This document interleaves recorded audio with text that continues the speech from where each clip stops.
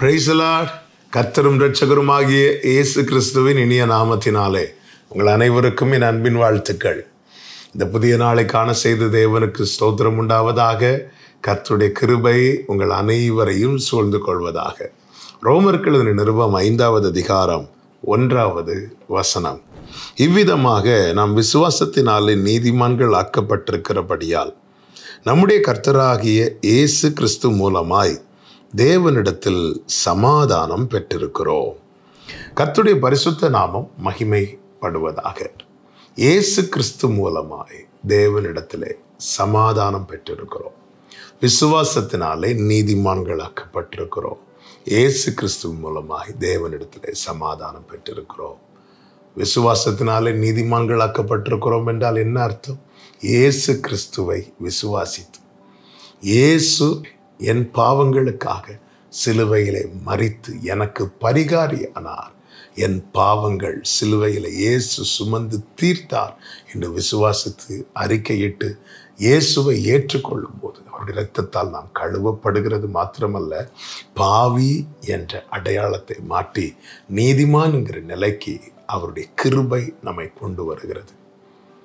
அப்படி நாம் கழுவப்படும் போது, நாம் அவருடையவர்களாய் மாற்றப்படும் போது, நாம் தேவனிடத்தில், பிதாவாகிய தேவனிடத்தில் சமாதானம் பெற்றிருக்கிறோம் என்று வேதம் சொல்லுகிறது.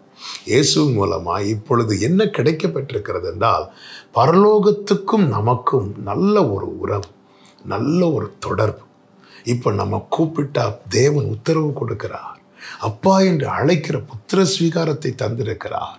நல்ல ஒரு தெய்வீக உறவை தந்திருக்கிறார்.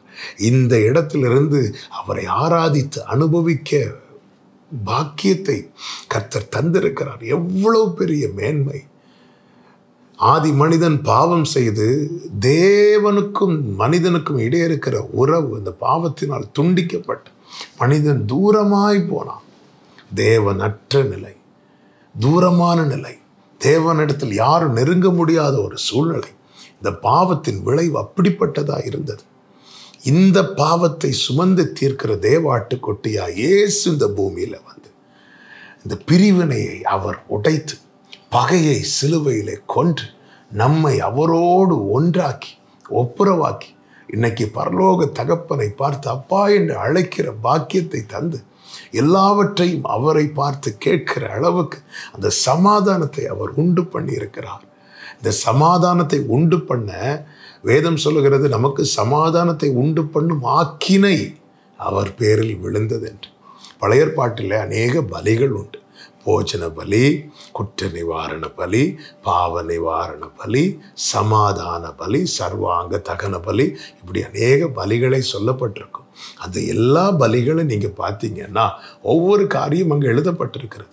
அதில் சமாதான பலிக்கு செலுத்தப்பட வேண்டிய பலிமிருகங்கள் இருக்கிறது அல்லவா, மற்ற எல்லா பலிகளுக்கும் செலுத்தப்படுவதை காட்டிலும் அதிகமாய் செலுத்தப்பட்டிருக்கிறதை வேதத்தில் நம்மால் பார்க்க முடியும்.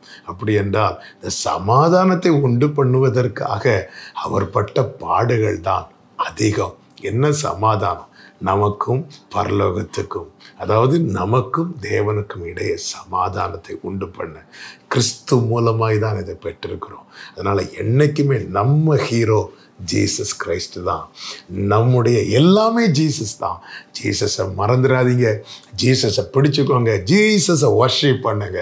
அவருடைய நாமத்தை சொல்லி சொல்லி சொல்லி சொல்லி துதித்து கொண்டே இருங்க. ப்ரைஸ் பண்ணிகிட்டே இருங்க.